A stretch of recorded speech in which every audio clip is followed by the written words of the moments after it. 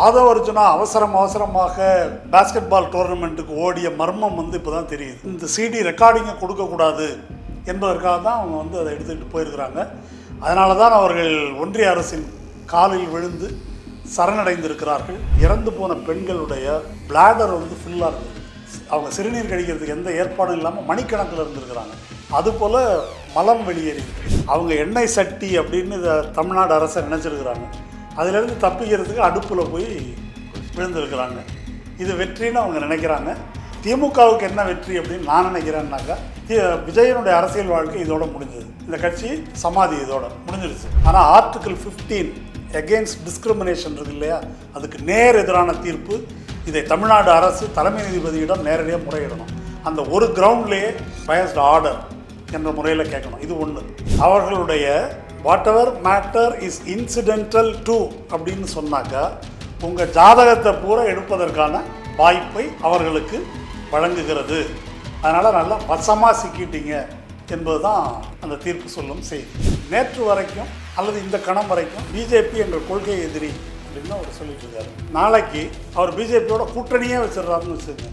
விஜய் ரசிகர்களில் எத்தனை பேர் அவரை விட்டு வெளியே வருவார்கள் என்றால் விஜய் ரசிகர்கள் வரமாட்டார்கள் என்பதை நினைக்கிறது.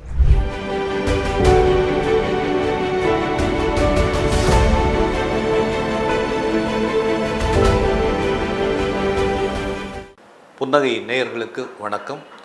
இன்று பல்வேறு அரசியல் நிகழ்வுகள் குறித்து நம்முடன் உரையாட இருப்பவர் தோழர் மருதையன் அவர்கள். வணக்கம் தோழர். வணக்கம்.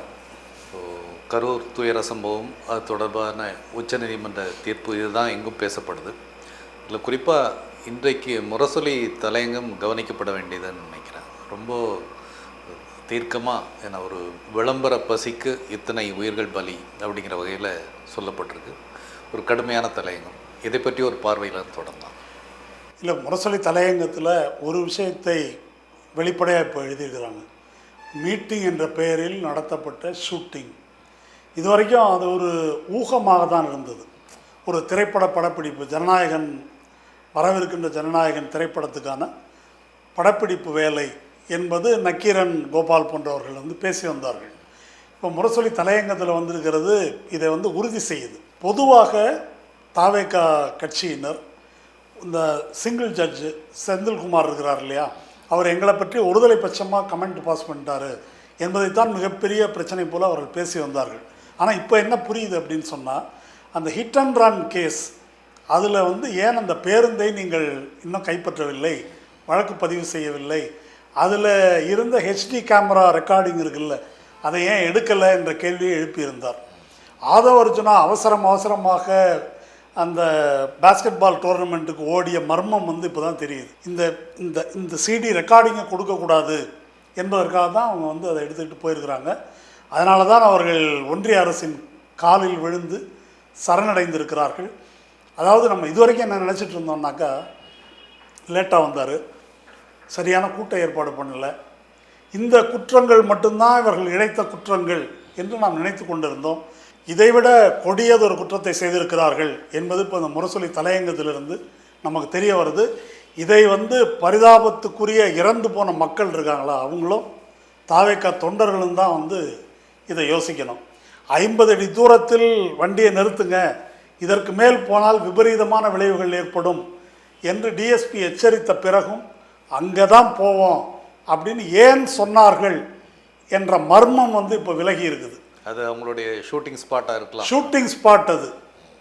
அந்த ஷூட்டிங் ஸ்பாட் கடைசியில் இப்போ அப்படி ஒரு ஷூட்டிங், துப்பாக்கி சூடு இல்லாமலேயே நசுக்கி கொலை செய்கின்ற ஒரு இடமா, அது கொலைக்களமாக மாறி இருக்கிறது. அதான் ஒன்று சினிமா கேமராக்கள், ஏகப்பட்ட ட்ரோன்கள், அதை தாண்டி விஜயுடைய சில செய்கைகள், லைட்டை போட்டு விளையாடினது அல்லது இந்த மாதிரி செய்கைகள் காட்டுறது, இதெல்லாம் கட்டாயம் ஒரு அவருடைய ஜனநாயகனுடைய ஒரு பார்ட்டாக தான் இருந்திருக்கு. இதெல்லாம் வெளிவந்துருமோ என்ற ஒரு அச்சத்தில் தான் அவருடைய நடுக்கம் இருந்தது போயிருக்கிறாங்க. இதில் ஒரு விஷயங்க, இப்போ ஏற்கனவே எஃப்ஐஆர் இங்கே பதிவு பண்ணியிருக்கிறது, கொலை குற்றம் ஆகாத மரணம் விளைவிக்கும் குற்றம். அதில் தான் ஒரு ஆக்சிடெண்ட்டில் கொண்டுடுறாங்க இல்லையா, கிரிமினல் நெக்லிஜென்ஸ். ஆனால் இப்போ இது ஷூட்டிங்காக அப்படின்னு சொன்னாக்கா இது நெக்லிஜென்ஸ் அல்ல, திட்டமிட்டு செய்யப்பட்ட, தெரிந்தே செய்யப்பட்ட ஒரு பச்சை படுகொலை அப்படின்றது தான் இதிலிருந்து நமக்கு புரிய வருது. ஸோ அந்த டேஞ்சரஸ் ஆஸ்பெக்டை முரசொலி இன்னைக்கு திட்டவட்டமாக தெரிவிச்சிருக்க ஒரு விஷயம். அதே மாதிரி இன்றைக்கு சட்டப்பேரவையில் இதை பற்றிய விவாதம் வந்திருக்கு. முதல்வர் இதை பற்றிய விளக்கம் கொடுக்கும்போது ரொம்ப தெளிவாக சொல்லியிருக்கிறாரு. இதற்கு முன்பு 2 நாட்களுக்கு முன்பு நடந்திய அதிமுக கூட்டத்தில் கூட முறையான ஒருங்கிணைப்பு இருந்தது. இந்த கூட்டத்தில் வரும் மக்களுக்கான உணவோ அல்லது பாத்ரூம் வசதிகளோ எந்த வசதிகளும் செய்யப்படவில்லை. இன்னொன்று, அறிவித்த நேரத்தை விட்டு தாண்டி 7 மணி நேரம் தாமதமாகும். இதெல்லாம் நேரடியாக சொல்லியிருக்காரு. இதை பற்றி உங்களுடைய பார்வை. இல்லை, இப்போது எடப்பாடி விஜயை ஆதரிக்கிறார். என்ன, எடப்பாடி கூட்டத்தை நீங்கள் ஒழுங்காக நடத்துனீங்க, நீங்கள் நடத்துகிற மாதிரி ஒழுங்காக அவங்க நடத்தலை என்று முதல்வர் சொல்கிறாரு. இதை பற்றி எடப்பாடி என்ன சொல்ல போகிறார்? ஒரு கூட்டம் நடத்துவதற்கு ஒரு ஒழுங்கு இருக்குது, கூட்டத்துக்கு வருகின்ற கட்சி தொண்டர்களுக்கு ஒரு ஒழுங்கு இருக்குது. இது எதுவும் நடக்கலை. தண்ணீர் கொடுக்கல, பெண்களுக்கு பாத்ரூம் இல்லை, சோறு கொடுக்கல, டைம் நீங்கள் இப்போ ஆதவர்ஜனா வெளியே நாங்கள் 3 to 10 தான் அனுமதி வாங்கியிருந்தோம் என்று ரொம்ப மோசடியாக ஏமாத்துறாரு. 12 மணின்னு இவங்க அறிவிச்சிருக்கிறாங்க, ட்விட்டரில் போட்டிருக்காங்க, புசி ஆனந்த் அறிவிச்சிருக்காரு. அங்கே போய் இப்போ பேட்டி எடுத்து ஊடகங்களில் வந்திருக்கிற மக்கள் எல்லாரும் 12 மணிக்கு விஜய் வரப்போகிறாரு அப்படின்னு அந்த பக்கத்து தெருவில் இருக்கிறவங்கெல்லாம் 10 மணிலேருந்து நின்றுருக்கிறாங்க. பரப்பப்பட்ட செய்தி அதுதான். அதுக்கு போதிய ஆதாரம் இருக்குது. அப்படி ஒரு ஈவிரக்கம் இல்லாத முறையில் மக்களை இப்படி நடத்திட்டு ஒன்றுமே தெரியாத மாதிரி 3 to 10 தான் என்று பேசுகிறார்கள். இது ஒன்று. ரெண்டாவது, இந்த பிணக்கூராய்வு அறிக்கை இருக்கு இல்லையா, போஸ்ட்மார்ட்டம் ரிப்போர்ட்டில் 3 விஷயங்கள் குறிப்பாக பார்க்கணும். மரணத்துக்கான காரணம், இறந்து போனவர்களில் ஏறத்தாழ 11 பேரோ 12 பேரோ தலித்துகள், பெரும்பான்மையானவர்கள் பெண்கள், அடுத்தது குழந்தைகள். இவ்வளோ கொடூரமாக இது நடந்திருக்குது. ஏன் இறந்தார்கள் அதை பற்றி நிறையா சதி கோட்பாடுகள் பரப்பப்படுது.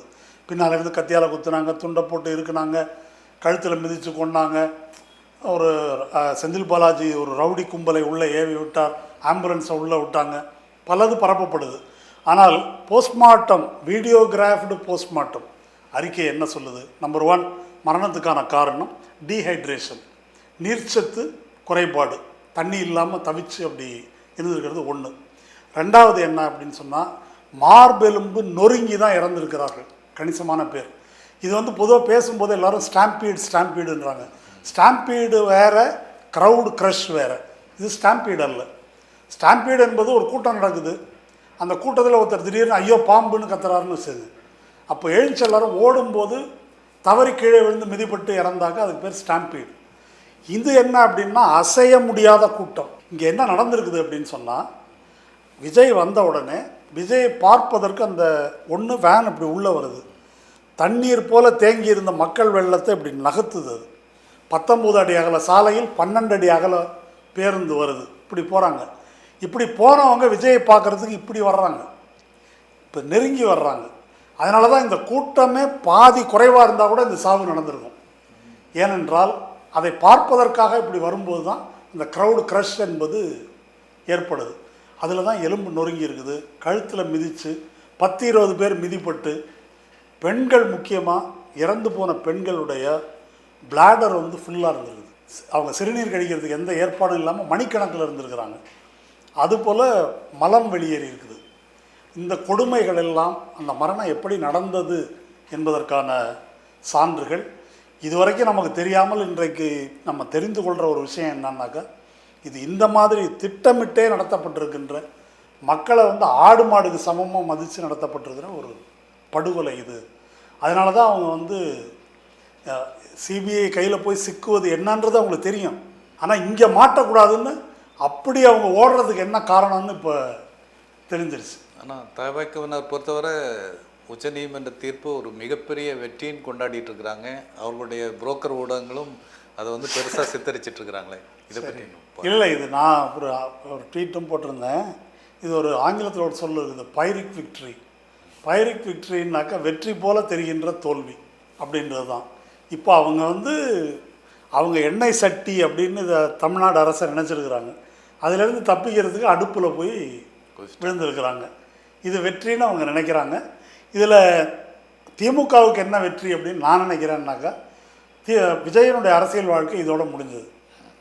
இந்த கட்சி சமாதி இதோட முடிஞ்சிருச்சு. அவங்க பிஜேபியினுடைய எடுபடியாக செயல்படுறதுனாக்கா அப்படி செயல்படலாம். அதுக்கு மேலே அவங்களுக்கு எந்த ஸ்கோப்பும் கிடையாது, முடிஞ்சிருச்சு. இப்போ வெற்றி அப்படின்னு உச்சநீதிமன்ற தீர்ப்பை அவர்கள் என்ன கொண்டாடுகிறார்கள், அதில் உள்ள முரண்பாடுகள். சில மாதங்களுக்கு முன்பு நம்ம சிவகங்கை அஜித்குமார் இந்த கஸ்டோடியல் டெத் இருக்கு இல்லையா, அது தொடர்பாக சிபிஐ எங்களுக்கு ஒன்றும் அச்சம் இல்லை, சிபிஐ வேணால் விசாரிச்சுக்கிட்டோம்னு முதல்வர் சொன்னபோது, நீங்கள் எப்படி சிபிஐ விசாரணை கேட்குறீங்க, சிபிஐ வந்து பிஜேபி ஆர்எஸ்எஸ் கையில் இருக்கிறது அல்லவா, அப்போ உங்களுக்கும் பிஜேபிக்கும் என்ன உறவு என்றெல்லாம் விஜய் வந்து பேசினார். இப்போ இந்த வழக்கில் அவங்க எப்படி தங்களை ஜஸ்டிஃபை பண்ணிக்கிறாங்கன்னா, நாங்கள் சிபிஐ கேட்கலையே, நாங்கள் வந்து உச்சநீதிமன்ற ஓய்வு பெற்ற நீதிபதி தலைமையிலான குழு அதன் கீழே ஒரு எஸ்ஐடி ஃபார்ம் பண்ணி விசாரிக்கணும்னு கேட்டோம், நீங்கள் கேட்கல, உங்கள் ஆளுங்க கேட்டாங்க. பிஜேபி ஜிஎஸ் மணியோட அப்பீல், அது இல்லாமல் இவர்கள் செட்டப் செய்து கொண்டு போன இந்த 3 ஆட்கள் அவங்க பேரில் சிபிஐ கேட்டாங்க. அது ஏன் அப்படின்னா ரொம்ப முக்கியமானது. அப்படி அவங்க இது வந்து ரொம்ப திட்டமிட்ட ஒரு நகர்வு. இவங்க வந்து டிவிக்கே ஒரு பார்ட்டி அப்படின்ற முறையில் ஆர்டிகிள் 32ல் நேராக சுப்ரீம் கோர்ட்டுக்கு போகிறாங்க. மணி வந்து ஹைகோர்ட்டில் நிராகரிக்கப்பட்ட ஒரு விஷயத்தில் அப்பீலுக்கு வர்றாரு. ஆனால் ஆர்டிகிள் 32ல் வருவதற்கு இவங்க டிவிக்கே இவங்க வந்து ஒரு அக்யூஸ்டு பார்ட்டி, பிஜேபி இதுக்கு சம்மந்தம் இல்லாத பார்ட்டி.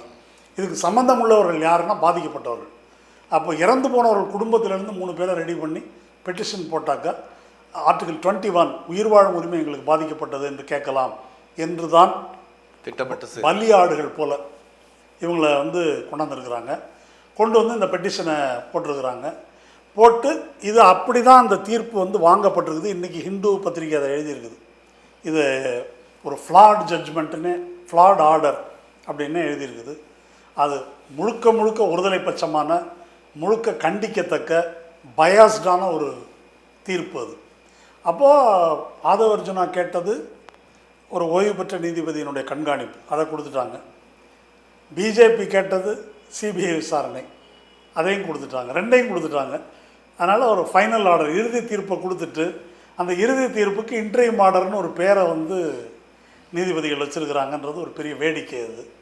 அதனால் அவங்க வெற்றி என்று கொண்டாடுவது எதைன்னாக்கா, எஸ்ஐடி அஸ்ராகார்கிடமிருந்து தப்பிச்சு விட்டோம் வெற்றி அப்படின்றது தான் அவர்கள் சொல்வது. இன்னொன்று, இதுக்கு உண்மையான பொருள் என்னென்னா, ஒரு கொலை குற்றத்திலிருந்து தப்பித்து விட்டோம் வெற்றி அப்படின்றது தான் அவங்க சொல்ல வருது. எப்படி அஜித் பவாரும் ஷிண்டேயும் அல்லது ஹேமந்தா பிஸ்வா போன்றவர்கள் 10,000 கோடி ஊழல் குற்றச்சாட்டுகளுக்கு ஆட்பட்டு அதில் தப்பிக்கிறதுக்கு போய் பிஜேபிக்குள்ளே குதிச்சுட்டு வெற்றின்னாங்க இல்லையா, அது மாதிரியான ஒரு வெற்றி தான் இது. இந்த சிபிஐ விசாரணை நீண்டகால நோக்கில் எப்படி அமையும்னு எதிர்பார்க்குறீங்க? இந்த விசாரணையில் எந்த முடிவும் வரும்னு நான் நினைக்கல. இந்த விசாரணையை பொறுத்த வரைக்கும் 2 விஷயம் பார்க்கணும். இவங்க வந்து பல சதி கோட்பாடுகளை முன்னாள் அமைச்சர் செந்தில் பாலாஜிக்கு எதிராகவும் திமுகவுக்கு எதிராகவும் பரப்பியிருக்கிறாங்க. இந்த சதி கோட்பாடுகள் எதற்கும் எந்த விதமான எவிடன்ஸும் கிடையாது. அதே வேளையில் இவங்களுடைய தவறுகளுக்கு எல்லா ஆவணங்களும் வீடியோக்களே இருக்குது. சம்பவங்கள் பூரா வீடியோகிராஃப்டு. இவங்க சொல்கிற எந்த குற்றச்சாட்டுக்கும், இப்போ நான் ஏற்கனவே விவரித்த இந்த குற்றச்சாட்டுகள் எதற்கும் எந்த எவிடன்ஸும் வந்து கிடையாது. இதுக்கு மேலே செந்தில் பாலாஜி மேலேயோ அல்லது மற்றவர்கள் மேலேயோ பொய்யாக குற்றம் சாட்டி விடுவார்கள் என்று அவர்கள் அஞ்சுவதற்கு எதுவும் இல்லை. ஏன் சொல்கிறேன்னா, ஈடியோட அதில் போட்ட பொய் குற்றச்சாட்டோட இதில் ஒன்றும் வந்துட போகிறது, இதில் எந்த ஆதாரமும் கிடையாது. அதனால் இப்போ எல்லா குற்றச்சாட்டுகளும் டைஸ் வந்து இவர்களுக்கு எதிராக தான் லோட் ஆகிருக்குது, இவர்களுக்கு எதிராக தான் அது இருக்குது. அப்போ சிபிஐ என்ன செய்யும் என்று சொன்னால், அன்புமணி விவகாரத்தில் என்ன செய்கிறதோ அதை செய்யும். அதை வந்து அப்படியே வச்சுருப்பாங்க. இந்த ஊரை போட்டு அடிக்கிறதும்பாங்க இல்லையா, அப்படி வந்து இவங்களை ஊறுகாய் பானைக்குள்ளே போட்டு வைத்து தேவைப்படும் போது தேவைப்பட்டபடி இவர்களை பயன்படுத்துவார்கள். இவர்கள் போய் சிக்கி இருக்கிறார்கள் என்பதுதான் உண்மை. இப்போ அந்த நீதிபதிகள் கொடுத்த தீர்ப்பில் ஒரு கிளாஸ் இருக்குது. சிபிஐ வந்து குழு விசாரிக்கணும். அந்த குழுவுக்கு தலைமை வந்து அஜய் ரஸ்தோகி நீதிபதி. அவர் ரொம்ப சிறந்த நீதிபதி. அவர் குஜராத்தில் பில்கிஸ் பானு கேஸில் குற்றம் செய்த கொலை குற்றவாளிகளை, இவர்கள் பிராமணர்கள் இதையெல்லாம் செய்திருக்க மாட்டார்கள்னு சொன்னாங்க இல்லையா, அவங்கள அப்படி ஒரு குற்றம் செஞ்சதுக்காக அதுக்காக ரெமிஷன் கொடுக்காமல் இருக்கணுமா என்று சொல்லி விடுவித்தவர். அவர் விடுவித்தது தப்புன்னு சுப்ரீம் கோர்ட்டே அதுக்கு பின்னால் அதை ரத்து செய்ததையும் நம்ம பார்த்தோம். அவர் தான் அந்த நீதிபதி, இந்த குழுவுக்கு தலைமை. அவர் கீழே 2 ஐபிஎஸ் ஆஃபீஸர், அவங்க ஐஜி ரேங்கில் இருக்கணும். தமிழ்நாடு கேடராக இருக்கணும், ஆனால் தமிழனாக இருக்கக்கூடாது. இப்படி ஒரு ஆர்டரை முதல் முறையாக நான் இப்போ தான் பார்க்குறேன். இது தமிழ்நாட்டு அதிகாரிகளுக்கு ஒரு பெரிய தலைக்குனிவு தரக்கூடிய விஷயம்னு சொல்லி தமிழர்களுக்கு இப்போ தமிழர்கள் என்ன கிரிமினல் ட்ரைபா? இப்போ அதான் கேள்வி. இப்போது இந்திரா காந்தி படுகொலையை ஒட்டி சீக்கியர்களை அப்படி சந்தேகத்துக்கிடமானவர்கள், அதுக்கப்புறம் செக்யூரிட்டியிலலாம் சீக்கியர்களை போடுவதில்லை, இஸ்லாமியர்கள் அதுபோல் தனிமைப்படுத்தப்படுவதை நம்ம பார்க்குறோம். அதுபோல் நார்த் ஈஸ்டில் இருக்கிறவங்க தனிமைப்படுத்தப்படுறதை பார்க்குறோம். அந்த கேட்டகரிக்குள்ளே இப்போ தமிழர்களை கொண்டு வந்திருக்கிறார்கள் அப்படின்றது. அதுக்கு இன்னொரு விளக்கமும் சொல்லலாம். ஒருவேளை தமிழனாக இருந்தால் இந்த அநீதியை சரியாக விசாரிச்சிருவான் என்பதற்காக கூட இவர்கள் இருக்கக்கூடாது என்று அவங்க முடிவு பண்ணியிருக்காங்களா என்று தெரியலை. ஆனால் ஆர்டிகிள் 15 எகெயின்ஸ்ட் டிஸ்கிரிமினேஷன் இருக்கு இல்லையா, அதுக்கு நேர் எதிரான தீர்ப்பு. இதை தமிழ்நாடு அரசு தலைமை நீதிபதியிடம் நேரடியாக முறையிடணும். அந்த ஒரு கிரவுண்ட்லேயே பயஸ்டு ஆர்டர் என்ற முறையில் கேட்கணும். இது ஒன்று. அந்த ஒரு 4-5 ஐட்டம் அந்த குழுவுக்குள்ள அதிகாரங்கள் சொல்லியிருக்காங்க. சிபிஐ விசாரிக்கும், இது கண்காணிக்கும், இன்வெஸ்டிகேஷனுக்கு வழிகாட்டுவது, எவிடன்ஸை ரிவ்யூ பண்ணுறது, இந்த அதிகாரங்களுக்கு அப்பாற்பட்டு இந்த கரூர் ஸ்டாம்பீட், அந்த அவங்க ஸ்டாம்பீட் தான் சொல்கிறாங்க, ஸ்டாம்பீடோடு தொடர்புள்ள what ever is incidental and somehow connected with this என்று இருக்கிறதெல்லாம் இந்த குழு விசாரிக்கலான்னு இருக்குது. ஒரு கிரிமினல் இன்வெஸ்டிகேஷனில் இப்படி ஒன்று நான் கேள்விப்பட்டதில்லை. அப்போ இதை பற்றி யார் கவலைப்படணும்னா விஜய் கவலைப்படணும். விஜயனுடைய பனையூர் பங்களாவையும் பட்டினப்பாக்கம் பங்களாவையும் அல்லது புசி ஆனந்த், ஆதவ் அர்ஜுனா போன்றவருடைய இருப்பிடங்களையும் அவருக்கு கூட இருக்கக்கூடிய குழு அவர்களுடைய what ever matter is incidental to அப்படின்னு சொன்னாக்கா உங்கள் ஜாதகத்தை பூரா எடுப்பதற்கான வாய்ப்பை அவர்களுக்கு வழங்குகிறது. அதனால் நல்லா வசமாக சிக்கிட்டீங்க என்பது தான் அந்த தீர்ப்பு சொல்லும் செய்தி. உச்சநீதிமன்ற தீர்ப்பை தாவாக்கியவனர் ஒரு பக்கம் கொண்டாடிட்டு இருக்கிறாங்க, இன்னொன்று எல்லாத்தையும் விட பெரிய கொண்டாட்டம் பிஜேபிக்கு போல இருக்கு. நேற்று வானதி மேடம் அவ்வளோ உற்சாகமாக பெரிய அளவில் சொல்கிறாங்க, எதிர்பாராத பெரிய கட்சிங்க எங்களோட வரப்போகுது, ஸ்ட்ராங்கஸ்ட் பார்ட்டி, ரொம்ப அளவு ஸ்ட்ரென்த் வரப்போகுது அப்படின்லாம் சொல்கிறாங்க. ஸோ இது எதனுடைய வெளிப்பாடுன்னு நினைக்கிறீங்க? இல்லை, பொதுவாக பிஜேபிக்கு இப்போ தாவேக்கா கையில் சிக்கிடுச்சுன்ற சந்தோஷம் என்று ஒரு முறையில் சொல்லலாம். எங்கே இழவு விழுந்தாலும் பிஜேபிக்கு சந்தோஷம். இப்போ குஜராத் படுகொலை என்றொன்று நடக்கவில்லை என்றால் மோடி முதல்வர் ஆகியிருக்க முடியாது என்பது நமக்கு தெளிவாக தெரிஞ்ச விஷயம். முசாஃபர் நகர் கலவரம் என்றொன்று நடக்கவில்லை என்றால் அங்கே யோகி பதவிக்கு வந்திருக்க முடியாது. அயோத்தி பிரச்சனையை ஒட்டி நாடு முழுதும் இஸ்லாமியர்களுக்கு எதிரான படுகொலை நடக்கலைன்னா ஒன்றியத்தில் பிஜேபி ஆட்சிக்கு வந்திருக்க முடியாது. ராஜீவ் கொலை என்றொன்று நடக்கவில்லை என்றால் இங்கே ஜெயலலிதா ஆட்சிக்கு வந்திருக்க முடியாது. இப்போது இந்த கரூர் படுகொலையை முதல்ல நம்ம நினச்சிட்டு இருந்தோம் விபத்துன்னு, ஆக்சிடெண்ட்டுன்னு நினச்சிட்டு இருந்தோம். இப்போ தெரியுது அது படுகொலை என்று. இந்த படுகொலையை இவங்க கொண்டாடுறாங்க. இதை விட வக்கரமானது ஒரு பத்திரிகையாளர் பேசினார் இல்லையா, அது நடந்த மறுநாளே பேசினார். விஜய் சிக்கிட்டார், அவர் தப்பிக்கவே முடியாது, என்டிஏக்கு போகிறது ஒன்று தான் அவருக்கு வழி.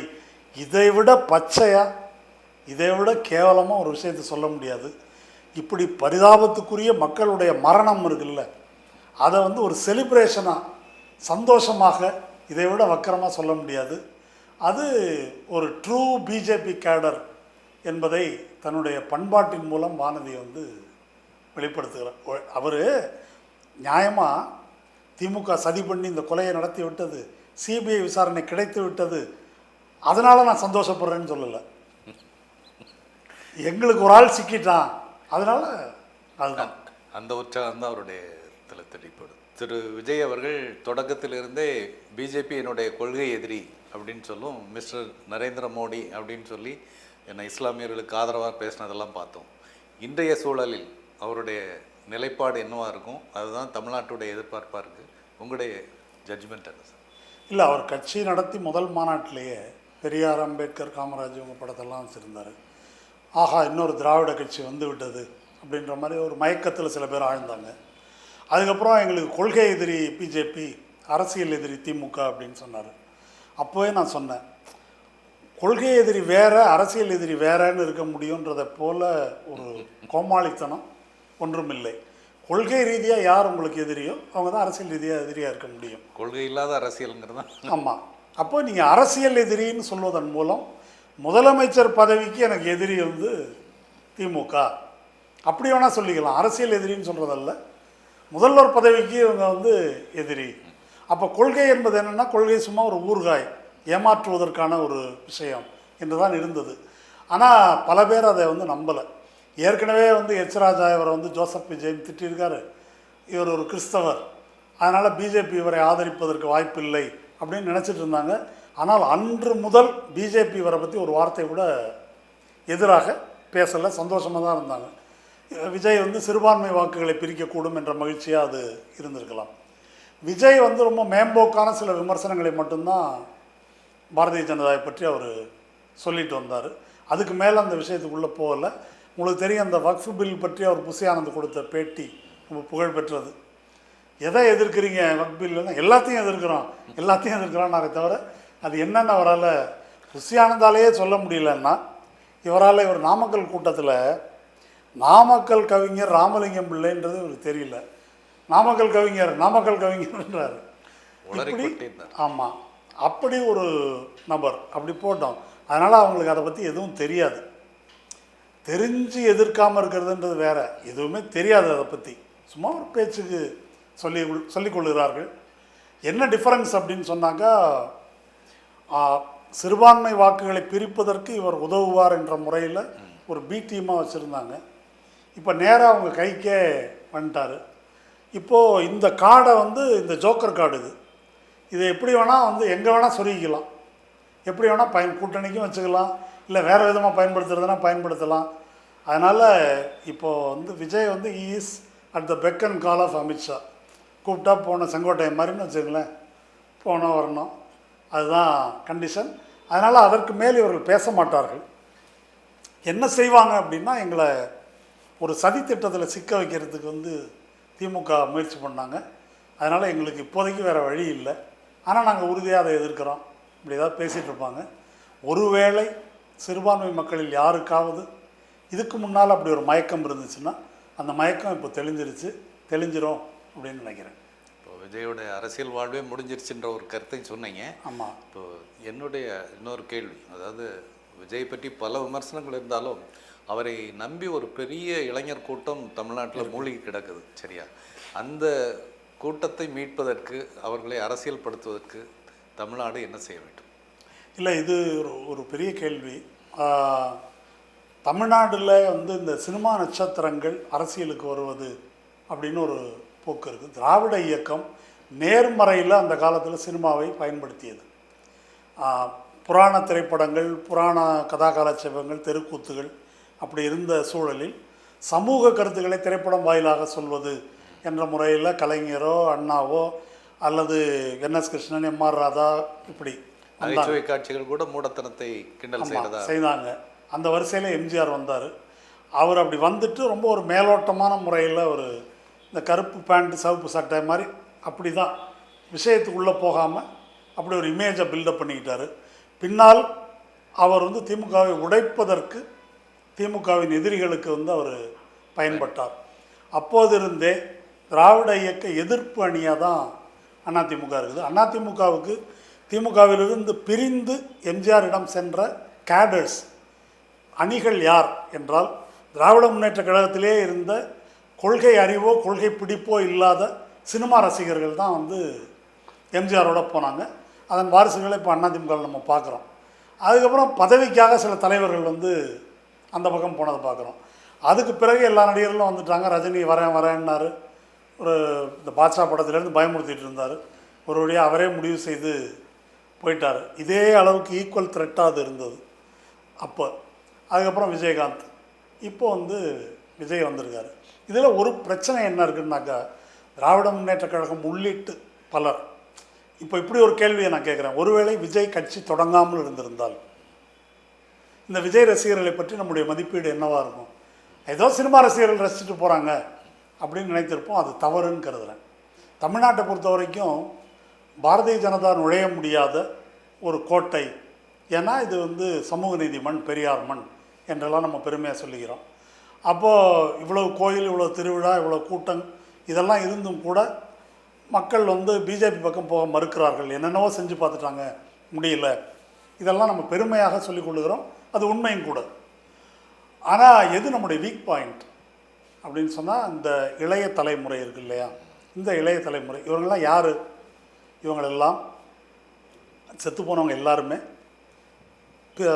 தலித்துகள் அல்லது பிற்படுத்தப்பட்ட சமூகத்தை சேர்ந்தவர்கள். அந்த சமூகங்களைச் சேர்ந்த இளைஞர்கள், அரைகுறை படிப்பறிவு உள்ள அல்லது நல்லா படித்த இளைஞர்கள் தான் விஜயனுடைய ரசிகர்களாக இந்த மாதிரி உருவாகியிருக்கிறாங்க. அவங்க வந்து கொள்கை ஏதுமற்றவர்கள் அப்படின்றத தாண்டி அது ஒரு கல்ட் மாதிரி வந்து உருவாகிருக்குது.